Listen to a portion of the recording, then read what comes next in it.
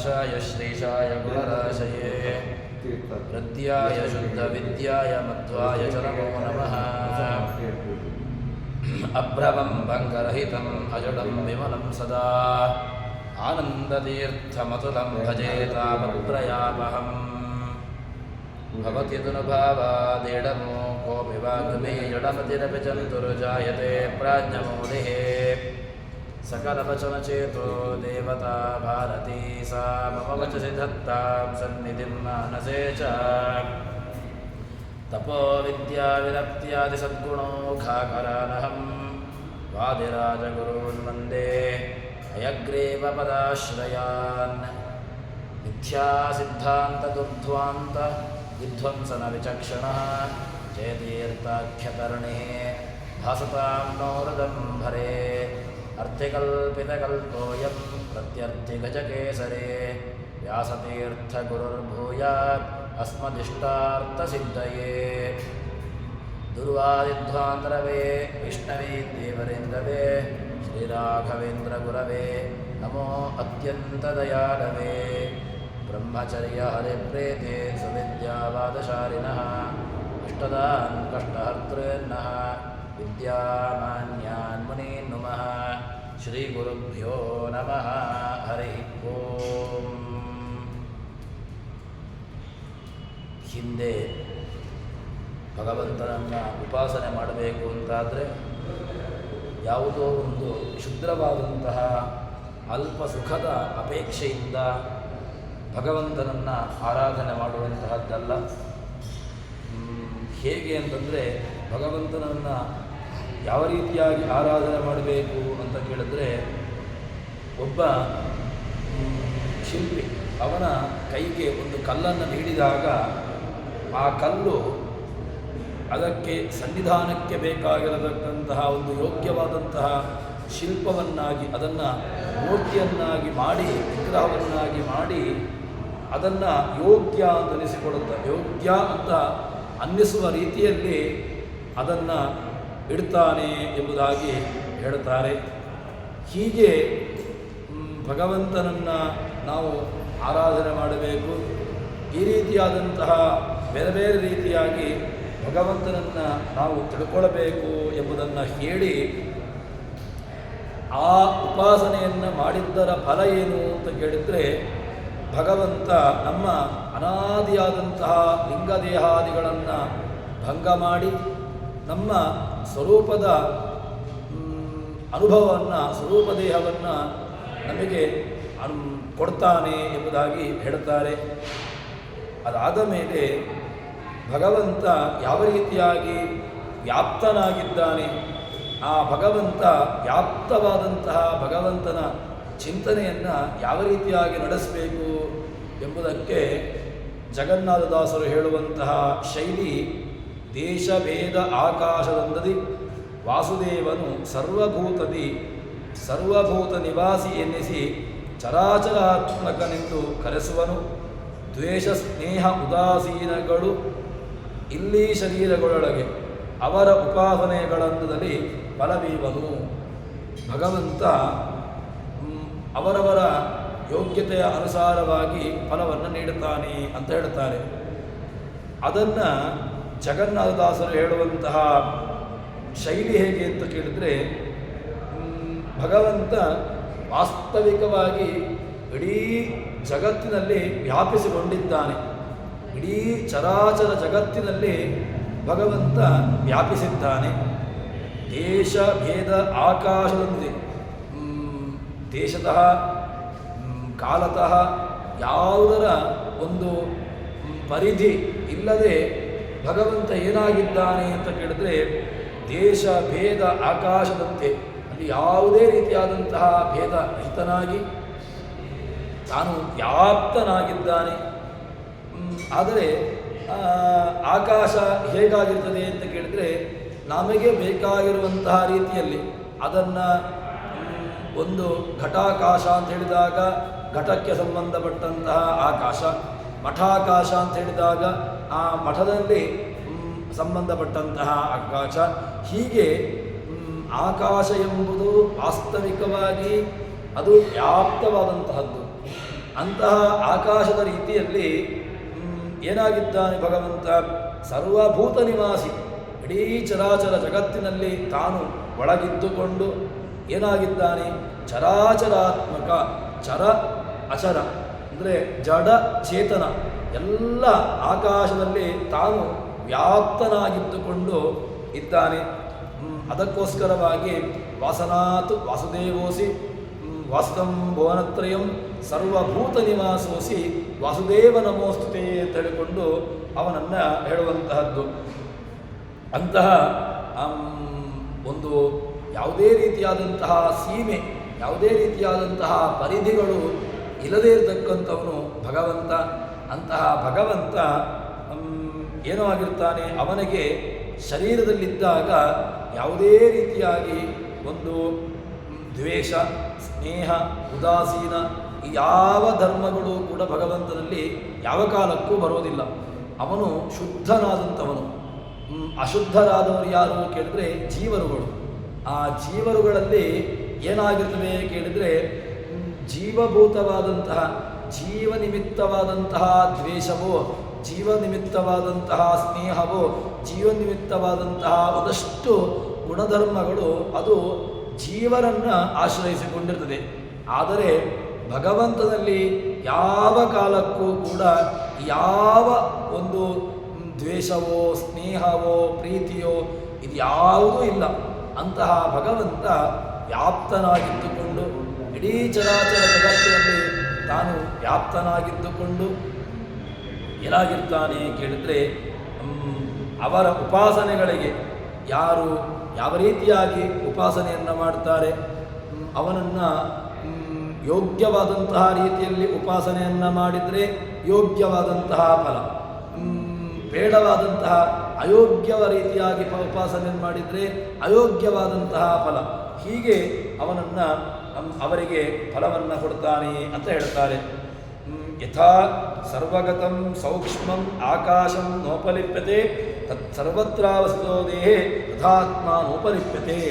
ಆಕಾಶ ದೃಷ್ಟಾಂತವನ್ನು ಕೊಟ್ಟದ್ದು ಯಾಕೆ ಅಂತ ಕೇಳಿದರೆ, ಆಕಾಶದ ಧರ್ಮ ಅದು ವ್ಯಾಪ್ತತೆ.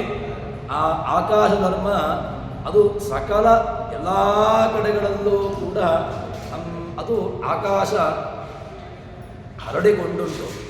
ಆ ಆಕಾಶ ಎಲ್ಲ ಕಡೆಗಳಲ್ಲೂ ಕೂಡ ಅದು ಏನೋ ಹರಡಿಕೊಂಡಿದೆ. ಆ ಆಕಾಶಕ್ಕೆ ಹರಡಿಕೊಂಡಿರತಕ್ಕಂತಹ ಆಕಾಶಕ್ಕೆ ಯಾವ ಕಾಲಕ್ಕೂ ಏನಾದರೂ ಕೂಡ ಆಕಾಶದಲ್ಲಿ ದುಷ್ಟವಾದಂತಹ ಸಂಪರ್ಕದಿಂದಾಗಿ ಆಕಾಶ ಹಾಳಾಗಿದೆ ಅಂತ ಹೇಳಿಕೊಂಡು ಎಲ್ಲಿಯೂ ಕೂಡ ಪ್ರಯೋಗವನ್ನು ಮಾಡೋದಿಲ್ಲ. ಅಂದರೆ ಏನಾಗಿದೆ, ಆಕಾಶ ಎಂಬುದು ಯಥಾ ಸರ್ವಗತಂ ಸೂಕ್ಷ್ಮದಾಕಾಶಂ, ಸೂಕ್ಷ್ಮವಾದಂತಹ ಆಕಾಶ ಅದು ಎಲ್ಲ ಕಡೆಗಳಲ್ಲೂ ಕೂಡ ವ್ಯಾಪ್ತವಾಗುಂಟು. ಆದರೆ ಅದಕ್ಕೆ ಯಾವ ಕಾಲಕ್ಕೂ ಕೂಡ ಯಾವುದೇ ಒಂದು ಗುಣದ ಧರ್ಮದ ಒಂದು ಉಪಲೇಪನ ಆಕಾಶಕ್ಕಿಲ್ಲ. ಅದೇ ರೀತಿಯಾಗಿ ಭಗವಂತ ಏನಾಗಿದ್ದಾನೆ ಕೇಳಿದ್ರೆ, ಜಡ ಚೇತನ ಎಲ್ಲ ಪ್ರಪಂಚದಲ್ಲಿ ತಾನು ವ್ಯಾಪಿಸಿಕೊಂಡಿದ್ದಾನೆ.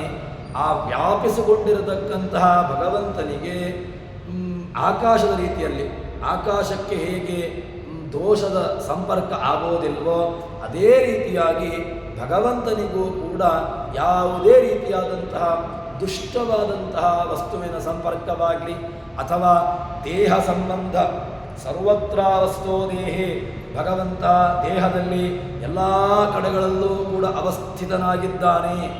ಆದರೆ ಅವಸ್ಥಿತನಾದಂತಹ ದೇಹದಲ್ಲಿ ಆ ದೇಹಕ್ಕೆ ಸಂಬಂಧಪಟ್ಟಂತಹ ದೋಷಗಳು, ದೇಹಕ್ಕೆ ಸಂಬಂಧಪಟ್ಟಂತಹ ಒಂದಷ್ಟು ಕಶ್ಮಲಗಳು ಭಗವಂತನನ್ನು ಬಾಧಿಸುವುದೋ ಕೇಳಿದರೆ ಯಾವ ಕಾಲಕ್ಕೂ ಕೂಡ ಬಾಧಿಸುವುದಿಲ್ಲ. ಸರ್ವತ್ರಾವಸ್ಥಿತೋ ದೇಹೇ ತಥಾತ್ಮಾನೋಪಲಿಪ್ಯತೆ. ಆತ್ಮನಿಗೆ ಯಾವುದೇ ರೀತಿಯಾದಂತಹ ಸಂಪರ್ಕದಿಂದಾಗಿ ದೋಷಗಳು ಬರೋದಿಲ್ಲ. ಯಾಕೆ? ಆಕಾಶದಂತೆ. ಆಕಾಶ ಶುದ್ಧ ಅಲ್ವ? ಅದೇ ರೀತಿಯಾಗಿ ತಾನು ಆತ್ಮ ಅವನೂ ಕೂಡ ದೋಷರಹಿತನಾದಂಥವನು, ಅವನೂ ಕೂಡ ಇರ್ತಾನೆ, ಶುದ್ಧನಾಗಿರ್ತಾನೆ ಅಂತ ಹೇಳ್ತಾರೆ. ಇದನ್ನೇ ವಾಸನಾತು ವಾಸುದೇವೋಸಿ ವಾಸಿತಂ ಭುವನತ್ರಯಂ ಸರ್ವಭೂತ ನಿವಾಸ ಅಸಿ. ನೀನು ಇಡೀ ವಾಸ ಏನಾಗಿದ್ದೆ, ಅವನನ್ನು ವಾಸುದೇವ ಅಂತ ಕರೀತಾರೆ. ಯಾಕೆ ಅವನನ್ನು ವಾಸುದೇವ ಅಂತ ಕರೆಯುವುದು? ಸರ್ವಭೂತ ನಿವಾಸೋಸಿ, ಇಡೀ ಜಗತ್ತಿಗೆ ಹೊಸ ಆಚ್ಛಾದನೆ, ಇಡೀ ಜಗತ್ತನ್ನು ಆವರಿಸಿಕೊಂಡು ಇಡೀ ಜಗತ್ತನ್ನು ಕಾಪಾಡುವಂತಹ ಮಹತ್ತರವಾದಂತಹ ಶಕ್ತಿ ತಾನಾಗಿದ್ದಾನೆ. ಅಂತಹ ಮಹತ್ತರವಾದಂತಹ ಸಾಮರ್ಥ್ಯವುಳ್ಳಂತಹ ಭಗವಂತ ವಾಸುದೇವ ಚರಾಚರ ಜಗತ್ತಿನಲ್ಲಿ ತಾನಿದ್ದಾನೆ ಅಂತ ಹೇಳ್ತಾರೆ. ಇನ್ನು ದ್ವೇಷ ಸ್ನೇಹ ಉದಾಸೀನ ಇದೂ ಕೂಡ ಅವನಿಗಿಲ್ಲ. ಯಾಕೆ? ದ್ವೇಷ ಸ್ನೇಹ ಔದಾಸೀನ್ಯ, ತಾಮಸರ ಮೇಲೆ ದ್ವೇಷ, ಸಾತ್ವಿಕರಲ್ಲಿ ಸ್ನೇಹ, ರಾಜಸರಲ್ಲಿ ಔದಾಸೀನ್ಯ ಇದಿಲ್ಲವೇ ಇಲ್ಲ. ಇದು ನಮ್ಮ ಗುಣ. ನಮಗೆ ನಮ್ಮ ಪ್ರೀತಿ ಪಾತ್ರರಲ್ಲಿ ನಮಗೆ ಅತ್ಯಂತ ಪ್ರೀತಿ, ನಮ್ಮ ಮಡದಿಯಲ್ಲಿ, ನಮ್ಮ ಮಕ್ಕಳಲ್ಲಿ, ನಮ್ಮ ತಂದೆ ತಾಯಿಯಲ್ಲಿ ಇದೇನಾಗಿರ್ತದೆ ಕೇಳಿದ್ರೆ ಇದೊಂದು ಪ್ರೀತಿ. ಆದರೆ ನಮಗೆ ಆಗದೇ ಇರತಕ್ಕಂಥವರಲ್ಲಿ ದ್ವೇಷ. ಇನ್ನು ಕೆಲವೊಂದಷ್ಟು ಕಡೆಗಳಲ್ಲಿ ನಮ್ಮದು ಔದಾಸೀನ್ಯ ಬುದ್ಧಿ. ಇದು ಜೀವನ ಗುಣ. ಈ ಜೀವಗತವಾದಂತಹ ಗುಣ ಯಾವ ಕಾಲಕ್ಕೂ ಕೂಡ ಭಗವಂತನಿಗೆ ಒಂದು ಅನ್ವಯ ಆಗೋದೇ ಇಲ್ಲ. ಭಗವಂತ ಏನಾಗಿರ್ತಾನೆ ಕೇಳಿದ್ರೆ ಶುದ್ಧನಾಗಿರ್ತಕ್ಕಂಥವನು. ಅವನು ಶುದ್ಧ, ಯಾವತ್ತೂ ಕೂಡ ಶುದ್ಧ. ಅಶುದ್ಧರಾದವರು ಯಾರು ಕೇಳಿದ್ರೆ ನಾವು ಜೀವರುಗಳು ಅಶುದ್ಧ. ಯಾಕೆ? ಒಳಗಿನಿಂದ ದ್ವೇಷ, ಅಸೂಯೆ, ಮಾತ್ಸರ್ಯ ಇತ್ಯಾದಿ ಗುಣಗಳು ಅವಗುಣಗಳು ದುರ್ಗುಣಗಳು ನಮ್ಮನ್ನು ಆವರಿಸಿಕೊಂಡುಂಟು. ಇದು ಒಳಗಿರತಕ್ಕಂತಹ ಮಲ. ನಾವು ದೇಹದ ಹೊರಗಿನ ಮಾಲಿನ್ಯವನ್ನು ತೆಗೆದುಕೊಳ್ಳಿಕ್ಕೆ ಒಂದಷ್ಟು ಯಾವುದೋ ಒಂದು ಸಾಮಗ್ರಿಗಳನ್ನು ಉಪಯೋಗಿಸಿಕೊಳ್ತೇವೆ. ಆದರೆ ಒಳಗಿರತಕ್ಕಂತಹ ಮಲ, ಒಳಗಿರತಕ್ಕಂತಹ ಕಶ್ಮಲ, ಅದನ್ನು ಪರಿಹಾರ ಮಾಡಿಕೊಳ್ಳುವಂತಹ ಬಗೆ ಹೇಗೆ? ಅದು ಪರಿಹಾರವಾಗಬೇಕು. ಅದು ಪರಿಹಾರ ಆಗಬೇಕು ಅಂತಾದರೆ ಅದಕ್ಕೆ ಭಗವಂತನ ಅತ್ಯಂತ ಉತ್ಕೃಷ್ಟವಾದಂತಹ ಜ್ಞಾನ, ಭಗವಂತನಲ್ಲಿರತಕ್ಕಂತಹ ಪ್ರೀತಿ ಇದು ಕಾರಣವಾಗಿದೆ ಅಂತ ಹೇಳ್ತಾರೆ. ಅದಕ್ಕೋಸ್ಕರ ಈ ದ್ವೇಷ, ಸ್ನೇಹ, ಔದಾಸೀನ್ಯ ಯಾವ ಕಾಲಕ್ಕೂ ಕೂಡ ಭಗವಂತನಿಗೆ ಲೇಪ ಆಗುವುದಿಲ್ಲ. ಇನ್ನು ಅವರ ಉಪಾಸನೆಗೆ ಅನುಸಾರವಾಗಿ ಯೇ ಯಥಾ ಮಾಂ ಪ್ರಪದ್ಯಂತೆ ತಾಂಸ್ತಥೈವ ಭಜಾಮ್ಯಹಂ. ಯಥಾ ಯಥಾ ವಿಷ್ಣು ಅವಶ್ಚಿದ ಯಥಾ ವಿಷ್ಣು ಪರಶ್ಚಿದಾತ್ಮ ತಥಾ ಹ್ಯಸ್ಯ ಗತಿಃ ಪರತ್ರ. ಭಗವಂತನನ್ನು ಹೇಗೆ ಉಪಾಸನೆ ಮಾಡ್ತಾನೆ? ಯೇ ಯಥಾ ಮಾಂ ಪ್ರಪದ್ಯಂತೆ, ಯಾರು ನನ್ನನ್ನು ಯಾವ ರೀತಿಯಾಗಿ ಉಪಾಸನೆ ಮಾಡ್ತಾರೋ, ಯೇ ಯಥಾ ಮಾಂ ಪ್ರಪದ್ಯಂತೆ, ನನ್ನನ್ನು ಯಾವ ರೀತಿಯಾದಂತಹ ಯಾವ ರೀತಿಯಾದಂತಹ ದೃಷ್ಟಿಕೋನದಲ್ಲಿ ನನ್ನನ್ನು ನೋಡ್ತಾರೋ, ತಾಂ ಸದೈವ ಭಜಾಮ್ಯಹಂ, ಅವರಿಗೆ ಅದೇ ರೀತಿಯಾದಂತಹ ಫಲವನ್ನು ನಾನು ಕೊಡ್ತೇನೆ. ಯಥಾ ಯಥಾ ವಿಷ್ಣು ಪರಶ್ಚಿತಾತ್ಮ ತಥಾ ಹ್ಯಸ್ಯ ಪದಿ ಪರತ್ರ. ಭಗವಂತ ನಮಗೆ ಬೇಕಾಗಿರತಕ್ಕಂತಹ ಅನುಗ್ರಹವನ್ನು ನಾವು ಅವನನ್ನು ನೋಡುವಂತಹ ಶೈಲಿ. ಒಬ್ಬನನ್ನು ಲೌಕಿಕವಾಗಿ ನಾವು ನೋಡುವುದು ಅಂತಾದರೆ, ಒಬ್ಬನನ್ನು ನಮ್ಮ ಗುಣ ದ್ವೇಷದ ಗುಣದಿಂದಾಗಿ ಒಬ್ಬನನ್ನು ನಾವು ನೋಡಿದಾಗ ಅವನು ನಮ್ಮನ್ನೇನು ಮಾಡ್ತಾನೆ? ಅದೇ ರೀತಿಯಾಗಿ ನಮ್ಮನ್ನು ನೋಡ್ತಾನೆ. ಯಾವತ್ತೂ ಕೂಡ ಒಬ್ಬನನ್ನು ಕಂಡಾಗ ದ್ವೇಷ, ಅಸೂಯೆ, ಈರ್ಷ್ಯೆ ಇತ್ಯಾದಿಗಳನ್ನು ನಾವು ಬೆಳೆಸಿಕೊಂಡೆವು ಅಂತ ಹೇಳಿದರೆ ಅದೇ ನಮಗೆ ಸಿಗುವಂತಹದ್ದು. ಇನ್ನು ಪ್ರೀತಿಯಿಂದಾಗಿ ಬೇಕಾಗಿರತಕ್ಕಂತಹ ರೀತಿಯಲ್ಲಿ ನಾವು ನೋಡಿದೆವು ಅಂತ ಹೇಳಿದರೆ ಆವಾಗಲೂ ಕೂಡ ಒಳ್ಳೆಯ ರೀತಿಯಾದಂತಹ ಫಲಗಳು ನಮಗೆ ಸಿಗ್ತವೆ. ಅದಕ್ಕೋಸ್ಕರ ಯಥಾ ಮಾಂ ಪ್ರಪದ್ಯಂತೆ, ಮಾಂ ಯಥಾ ಯೇ ಪ್ರಪದ್ಯಂತೆ, ನನ್ನನ್ನು ಯಾರು ಯಾವ ರೀತಿಯಾಗಿ ಯಾವ ದೃಷ್ಟಿಕೋನದಿಂದಾಗಿ ನನ್ನನ್ನು ನೋಡ್ತಾರೋ, ತಾಂ ತಥೈವ ಭಜಾಮ್ಯಹಂ, ತಾನ್ ತಥೈವ ಅಹಂ ಭಜಾಮಿ, ಅವರಿಗೂ ಕೂಡ ಅದೇ ರೀತಿಯಾದಂತಹ ಫಲವನ್ನು ನಾನು ಕೊಡ್ತೇನೆ. ಹಾಗಿದ್ದರೆ ದೇವರನ್ನು ಉಪಾಸನೆ ಮಾಡುವಾಗ ಹೇಗೆ ಉಪಾಸನೆ ಮಾಡಬೇಕು? ಭಗವಂತ ಇಡೀ ಜಗತ್ತಿಗೆ ರಕ್ಷಕ.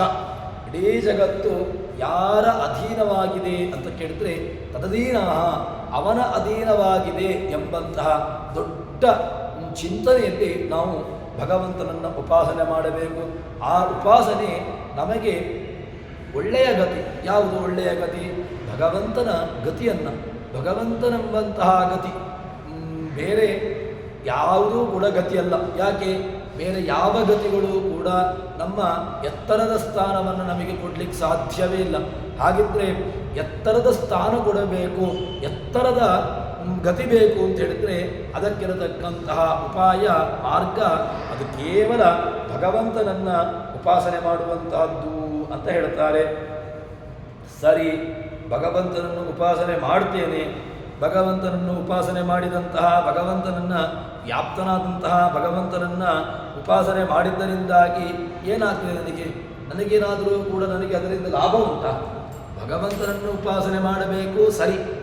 ಉಪಾಸನೆ ಮಾಡಿದ್ದರಿಂದಾಗಿ ನನಗೇನು ಲಾಭ? ನನಗೇನಾದರೂ ಕೂಡ ಒಂದು ಸ್ವಲ್ಪ ಏನಾದರೂ ಬೇಕಲ್ವ? ಅದಕ್ಕೆ ದೊಡ್ಡದಾದಂತಹ ಒಂದು ಮಹತ್ತರ ಫಲವನ್ನು ಹೇಳ್ತಾರೆ. ಏನು ಅಂತ ಕೇಳಿದ್ರೆ, ಮಹತ್ ಫಲ ಸಂಚಿತಾಗಾಮಿಗಳ ಕರ್ಮ ವಿರಿಂಚಿ ಜನಕನ ಭಜಿಸಿ ಕೆಡುವವು ಮಿಂಚಿನಂದದಿ ಪೊಳೆವ ಪುರುಷೋತ್ತಮ ಹೃದಂಬರದಿ ವಂಚಿಸುವ ಜನರಲ್ಲ. ಶ್ರೀದ ಸಂಚಿತ ಸುಸೃಕ್ಷ ತಾ ನಿಷ್ಕಿಂಚನದ ಪ್ರಿಯ ಸುರಮನಿಗೆಯ ಶುಭಕಾಯ. ಭಗವಂತ ನಮಗೆ ಅವನ ವ್ಯಾಪ್ತವಾದಂತಹ ಉಪಾಸನೆಯನ್ನು ಮಾಡಿದ್ದರಿಂದಾಗಿ ನಮಗೆ ಭಗವಂತ ಅನುಗ್ರಹವನ್ನು ಮಾಡ್ತಾನೆ. ಏನು ಅನುಗ್ರಹ ಮಾಡ್ತಾನೆ? ಒಳ್ಳೆಯ ಅನುಗ್ರಹವನ್ನು ಮಾಡ್ತಾನೆ. ಯಾವುದು ಅಂತ ಕೇಳಿದರೆ ಸಂಚಿತಾಗಾಮಿ ಕರ್ಮ. ಒಟ್ಟು ಕರ್ಮಗಳು, ಸಂಚಿತ ಕರ್ಮ, ಆಗಾಮಿ ಕರ್ಮ, ಪ್ರಾರಬ್ಧ ಕರ್ಮ. ಈ ಸಂಚಿತ ಕರ್ಮ, ಆಗಾಮಿ ಕರ್ಮ ಇದು ಯಾವುದರಿಂದ ಹೋಗ್ತದೆ ಕೇಳಿದ್ರೆ, ಭಗವಂತನ ಅಪರೋಕ್ಷ ಜ್ಞಾನ ಬಂದ ತಕ್ಷಣ ಸಂಚಿತ ಕರ್ಮಗಳೂ ಹೋಯಿತು, ಆಗಾಮಿ ಕರ್ಮಗಳು ಕೂಡ ಇಲ್ಲ. ಆದರೆ ಪ್ರಾರಬ್ಧ ಕರ್ಮಣೋನ್ಯಸ್ಯ ಜ್ಞಾನಾದೇವ ಪರೀಕ್ಷೆಯ. ಪ್ರಾರಬ್ಧ ಕರ್ಮಕ್ಕಿಂತ ಭಿನ್ನವಾದಂತಹ ಸಂಚಿತ ಕರ್ಮ, ಆಗಾಮಿ ಕರ್ಮಗಳು ಜ್ಞಾನ ಬಂದ ತಕ್ಷಣ, ಅಪರೋಕ್ಷ ಜ್ಞಾನ ಬಂದ ತಕ್ಷಣ ಹೋಯಿತು. ಹಾಗಿದ್ದರೆ ಸಂಚಿತ ಮತ್ತು ಆಗಾಮಿ ಕರ್ಮಗಳು ಅದು ಏನಾಗ್ತದೆ ಕೇಳಿದ್ರೆ, ಅದು ಆಗಾಮಿ ಕರ್ಮ ವಿರಿಂಚಿ ಜನಕನ ಭಜಿಸೆ. ವಿರಿಂಚಿ ಬ್ರಹ್ಮಜನಕನಾದಂತಹ ಭಗವಂತನನ್ನು ಉಪಾಸನೆ ಮಾಡಿದಾಗ, ಅವನನ್ನು ಭಜಿಸಿದಾಗ, ಅವನನ್ನು ಸೇವಿಸಿದಾಗ ಏನಾಗ್ತದೆ? ಆವಾಗ ನಾಶ ಹೊಂದಿಬಿಡ್ತದೆ, ಹೋಯ್ತು, ಅಲ್ಲಿಗೆ ಪೂರ್ತಿ ನಾಶವಾಗಿಬಿಡ್ತದೆ. ಸರಿ, ಅಂತಹ ಭಗವಂತನನ್ನು ಉಪಾಸನೆ ಮಾಡಿದಾಗ ಸಂಚಿತ ಕರ್ಮನೂ ಹೋಯಿತು, ಆಗಾಮಿ ಕರ್ಮಗಳೂ ಹೋಯಿತು. ಭಗವಂತನನ್ನು ಉಪಾಸನೆ ಮಾಡಿದಾಗ, ಭಜಿಸಿದಾಗ ಏನಾಗ್ತದೆ ಕೇಳಿದ್ರೆ, ಹೃದಯಾಗ ಭಗವತ್ ಸಾಕ್ಷಾತ್ಕಾರೇ ಸತಿ ಉದ್ರಿಕ್ತಯ ಭಕ್ತಿಯ. ಆಚಾರ್ಯ ಮಧ್ವರು ಪ್ರಮಾಣ ಪದ್ಧತಿಯಲ್ಲಿ ಹೇಳುವಂತಹ ಮಾತು ಏನು ಅಂತ ಕೇಳಿದ್ರೆ, ಭಗವಂತನನ್ನು ಉಪಾಸನೆ ಮಾಡಿದಾಗ, ಭಗವಂತನನ್ನು ಭಜನೆ ಮಾಡಿದಾಗ, ಭಗವಂತನನ್ನು ಚೆನ್ನಾಗಿ ಸೇವಿಸಿದಾಗ ಏನಾಗ್ತದೆ ಕೇಳಿದರೆ, ಹೃದಯಾಕಾಶದಲ್ಲಿ ಹೊಳೆಯುತ್ತಾನೆ ಭಗವಂತ. ಒಳ್ಳೆಯ ಜ್ಞಾನ ಪ್ರಕಾಶನಾದಂತಹ ಭಗವಂತ ನಮಗೆ ಅದು ಸಿಗ್ತದೆ. ಸರಿ, ಅಂತಹ ಭಗವಂತನನ್ನು ಹೃದಯಾಕಾಶದಲ್ಲಿ ಹೊಳೆಯಿತು. ಅದಾದ ಮೇಲೆ ಏನಾಗ್ತದೆ ಕೇಳಿದ್ರೆ, ಉತ್ತಮವಾದಂತಹ ಭಗವಂತ ಎಂಥವನು ಕೇಳಿದ್ರೆ, ಪುರುಷೋತ್ತಮ ಹೃದಂಬರದಿ ಹೃದಯಾಕಾಶದಲ್ಲಿ ಹೊಳೆಯುತ್ತಾನೆ. ಹೊಳೆದಂತಹ ಭಗವಂತ ಅವನು ಎಂಥವನು, ಹೇಗಿದ್ದಾನೆ ಕೇಳಿದ್ರೆ, ಶ್ರೀವತ್ಸ ವಕ್ಷಾಂಕಿತ ವಕ್ಷಸ್ಥಲಂ, ಶ್ರೀವತ್ಸ ಕೌಸ್ತುಭಾದಿ ಚಿಹ್ನೆಗಳನ್ನು ಧಾರಣೆ ಮಾಡಿದ್ದಾನೆ. ಅಂತಹ ಭಗವಂತ ಯಾರನ್ನ ವಂಚಿಸುವ, ಯಾರ ಚಿತ್ತ ವಂಚನಾ ಬುದ್ಧಿಯಿಂದ ಕೂಡಿದೆ, ವಂಚಿಸುವಂತಹ ಬುದ್ಧಿಯಿಂದ ಕೂಡಿದೆ, ಅಂಥವರಿಗೆ ಭಗವಂತ ಒಲಿಯೋದಿಲ್ಲ, ಅಂಥವರಿಗೆ ಭಗವಂತ ಸಿಗೋದಿಲ್ಲ. ಹಾಗಿದ್ದರೆ ಭಗವಂತ ಸಿಗಬೇಕು, ಭಗವಂತ ನಮಗೆ ಕಾಣಬೇಕು ಅಂತಾದರೆ ಅದಕ್ಕಿರತಕ್ಕಂತಹ ಮಾರ್ಗ ಕೇವಲ ಭಗವಂತನನ್ನು ಚೆನ್ನಾಗಿ ಉಪಾಸನೆ ಮಾಡುವಂತಹದ್ದು. ಯಾರಿಗೂ ಕೂಡ ಯಾರು ಭಗವಂತನ ವಕ್ಷಸ್ಥಲ ಹೇಗಿದೆ ಕೇಳಿದ್ರೆ ಅದು ಶ್ರೀವತ್ಸ ಕೌಸ್ತುಭಾದಿ ಚಿಹ್ನೆಯಿಂದ ಅಂಕಿತವಾಗಿರತಕ್ಕಂತಹದ್ದು. ಅಂತಹ ಅಂಕಿತವಾದಂತಹ ಚಿಹ್ನೆಯಿಂದ ಕೂಡಿದಂತಹ ಭಗವಂತನ ವಕ್ಷಸ್ಥಲವನ್ನು ಹೊಂದಿದಂತಹ ಭಗವಂತ ಮೋಸ ಮಾಡುವಂತಹ ಯಾರ ಬುದ್ಧಿ ಒಬ್ಬನನ್ನು ವಂಚನೆ ಮಾಡಬೇಕು, ಒಬ್ಬನನ್ನು ಕೆಳಕ್ಕೆ ಹಾಕಬೇಕು, ದ್ವೇಷ, ಅಸೂಯೆ, ಈರ್ಷ್ಯೆ ಇತ್ಯಾದಿ ಗುಣಧರ್ಮಗಳು ಯಾರಲ್ಲಿ ಇದೆಯೋ ಅಂಥವರಿಗೆ ಭಗವಂತ ಸಿಗೋದಿಲ್ಲ. ಶ್ರೀ ವತ್ಸಾಂಚಿತ ಸುಸದ್ಭಕ್ಷ ತಾ ನಿಷ್ಕಿಂಚನ ಜನಪ್ರಿಯ. ಭಗವಂತ ಏನಾಗಿದ್ದಾನೆ? ನಿಷ್ಕಿಂಚನರ ಯಾರ ಭಗವಂತನನ್ನು ನಾವು ಕೇಳ್ತೇವೆ, ಭಗವಂತನಿಗೆ ನಾವು ಸಂಧ್ಯಾವಂದನೆ ಮಾಡ್ತೇವೆ, ನಾವು ದೇವರ ಪೂಜೆಯನ್ನು ಮಾಡ್ತೇವೆ, ಯಾವುದೋ ಒಂದು ರೀತಿಯಾಗಿ ಅವನನ್ನು ಆರಾಧನೆ ಮಾಡ್ತೇವೆ. ಅದು ಹೇಗಿರಬೇಕು ಕೇಳಿದ್ರೆ ನಿಷ್ಕಿಂಚನ ಪ್ರಿಯ. ಭಗವಂತ ಯಾರಿಗೆ ದೊರಕ್ತಾನೆ, ಯಾರಿಗೆ ಭಗವಂತ ಪ್ರೀತಿ ಅಂತ ಕೇಳಿದ್ರೆ ನಿಷ್ಕಿಂಚನ ಪ್ರಿಯರು. ಯಾರನ್ನೂ ಕೇಳಬಾರದು. ವಾಯುದೇವರು, ಮಧ್ವಾಚಾರ್ಯರು, ಹನುಮಂತ, ವಾಯುದೇವರೆಲ್ಲರೂ ಕೂಡ ಅವರೆಲ್ಲರೂ ಕೂಡ ನಿಷ್ಕಿಂಚನ ಪ್ರಿಯರು. ದೇವರ ಬಳಿಯಲ್ಲಿ ಏನನ್ನೂ ಕೂಡ ಕೇಳುವುದಿಲ್ಲ. ಏನನ್ನು ಅಂತ ಹೇಳಿದರೆ ಜ್ಞಾನ ಭಕ್ತ್ಯಾದಿಗಳು ಮಾತ್ರ ಅವರಲ್ಲಿರುವಂತಹದ್ದು. ಕೇವಲ ಜ್ಞಾನ ಭಕ್ತ್ಯಾದಿಗಳನ್ನು ಮಾತ್ರ ಅವರಲ್ಲಿ ಭಗವಂತನಲ್ಲಿ ಪ್ರವರ್ಧತಾಂ ಭಕ್ತಿರಲಂ ಕ್ಷಣೇ ಕ್ಷಣೇ ಅಂತ ಹೇಳಿಕೊಂಡು ಕೇವಲ ಭಕ್ತಿಯನ್ನು ಮಾತ್ರ ಕೇಳುವಂತಹ ಅವರು, ಅವರ ಕೇಳುವಂತಹದ್ದನ್ನೇ ಪ್ರವರ್ಧತ ಭಕ್ತಿ ಅಲಂ ಕ್ಷಣೇ ಕ್ಷಣೇ ತೈಸಮೇ ಕ್ರಾಸ ವಿವರ್ಜಿತ ಸದಾ. ನಿನ್ನಲ್ಲಿ ನನಗೆ ಯಾವ ಕಾಲಕ್ಕೂ ಕೂಡ ನನಗೆ ನನ್ನ ಭಕ್ತಿ ಎಂಬುದು ಕ್ರಾಸಾಗಬಾರದು. ಅವರ್ಧತಾ ಭಕ್ತಿ ಅಲಂ ಕ್ಷಣೇ ಕ್ಷಣೆ ಅದು ವೃದ್ಧಿಯಾಗ್ತಾನೇ ಹೋಗಬೇಕು. ಅಂತಹ ಒಂದು ನಿಷ್ಕಿಂಚನ ಪ್ರಿಯರು, ಭಗವಂತನನ್ನು ಏನೂ ಕೂಡ ಕೇಳದೇ ಇರತಕ್ಕಂಥವ್ರು, ಅಂಥವರಿಗೆ ಭಗವಂತ ಪ್ರೀತಿಪಾತ್ರನಾದನು. ಅಂತಹ ಭಕ್ತರಿಗೆ ಭಗವಂತ ಪ್ರಿಯ. ಅಷ್ಟು ಮಾತ್ರವಲ್ಲದೆ ಏನಾಗಿದ್ದಾನೆ ಕೇಳಿದರೆ ಸುರ ಮುನಿ ಕೇಯ. ಭಗವಂತ ಗಾನ ಪ್ರಿಯ. ಭಗವಂತ ಏನಾಗಿರ್ತಾನೆ? ಯಾರು ಅವನನ್ನು ನಾವು ಭಗವಂತನನ್ನು ಏನು ಮಾಡಬೇಕು? ಗಾನ ಮಾಡಬೇಕು. ಗಾನ ಮಾಡಬೇಕು ಅಂತ ಹೇಳಿದರೆ ಪದ್ಯವೇ ಹೇಳಬೇಕು ಅಂತಿಲ್ಲ. ಭಗವಂತನನ್ನು ಸ್ತೋತ್ರ ಮಾಡಬೇಕು. ನಾವು ದೇವರನ್ನು ಸಂಧ್ಯಾವಂದನೆಯೋ ಪೂಜೆಯೋ ಅಥವಾ ಇನ್ನಿತರ ಏನನ್ನೋ ನಾವು ಮಾಡ್ತಾ ಇರ್ತೇವೆ. ದೇವರ ಧ್ಯಾನವನ್ನು ಮಾಡ್ತೇವೆ. ದೇವರಿಗೆ ಏನೋ ಒಂದನ್ನು ಬರುವಾಗ ಅದಕ್ಕೆ ನಮ್ಮ ಬಾಯಿ ಇದೆ. ಆ ಬಾಯಿ ಅದು ಉಪಯೋಗವಾಗಬೇಕು. ಯಾವುದಕ್ಕೆ ಉಪಯೋಗವಾಗಬೇಕು?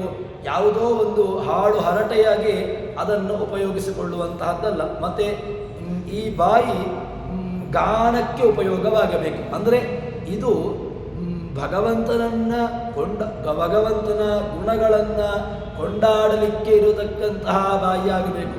ಈ ಬಾಯಿ ಉಪಯೋಗಕ್ಕೆ ಬರಬೇಕು ಅಂತಾದರೆ ಇದರಿಂದಾಗಿ ನಾವು ದೇವರ ಗುಣಗಳನ್ನು ಹಾಡಬೇಕು, ದೇವರ ಗುಣಗಳನ್ನು ಕೊಂಡಾಡಬೇಕು. ಆವಾಗ ಇದು ಉಪಯೋಗ ಆಗ್ತದೆ. ಸುರಮನಿಗೆಯ ಶುಭಕಾಯ. ಭಗವಂತ ಎಂಥವನು? ಅವನ ಕಾಯ ಏನಾಗಿದೆ ಕೇಳಿದ್ರೆ ಸಚ್ಚಿದಾನಂದ. ಅವನು ಸತ್ ಚಿತ್ ಜ್ಞಾನ ಆನಂದ. ನಿರ್ದಿಷ್ಟವಾದಂತಹ ಸುಖ, ನಿರ್ದಿಷ್ಟವಾದಂತಹ ಜ್ಞಾನ, ನಿರ್ದಿಷ್ಟವಾದಂತಹ ಆನಂದ. ಇಂತಹ ನಿರ್ದಿಷ್ಟವಾದಂತಹ ಶರೀರ ಜ್ಞಾನಾನಂದವೇನಾಗಿರ್ತಕ್ಕಂಥವನು ಅಂತ ಹೇಳ್ತಾರೆ. ಇದರಲ್ಲಿ ಮೊದಲ ಶಬ್ದಕ್ಕೆ ನಾವು ಅರ್ಥವನ್ನು ಮಾಡಬೇಕು. ಏನು ಅಂತ ಕೇಳಿದ್ರೆ ಭಗವಂತನನ್ನು ಕಾಣಬೇಕು ಅಂತಾದರೆ ಕಂಡಾಗ ಮುಖ್ಯವಾಗಿ ಸಂಚಿತ ಕರ್ಮವೂ ನಾಶ ಆಗ್ತದೆ, ಆಗಾಮಿ ಕರ್ಮಗಳು ಹೋಗ್ತದೆ. ಪ್ರಾರಬ್ಧ ಕರ್ಮವನ್ನು ಏನು ಮಾಡಲಿಕ್ಕೆ ಸಾಧ್ಯವಿಲ್ಲ, ಅದನ್ನು ತಿನ್ನಲೇಬೇಕು. ಆ ಪ್ರಾರಬ್ಧ ಕರ್ಮ ತಿನ್ನಲಿಕ್ಕೇ ಇರುವಂತಹದ್ದು.